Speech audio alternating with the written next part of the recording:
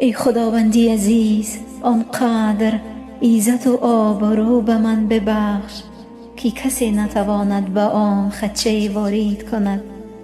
ای خداوندی رحیم، درهای رحمتت را آنچنان برایم باز کن که هیچ دستی بخیل نتواند برایم ببندد.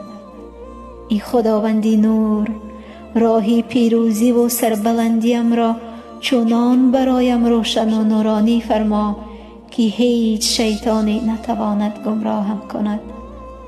ای خداوندی رزاق، آنچنان رزق و روزی و برکت در زندگیم جاری کن که هرگز محتاج بندگانت نباشم.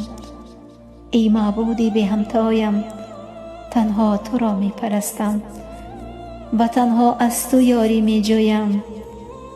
مرا در آغوش خودت در امان بدار. اله آمین.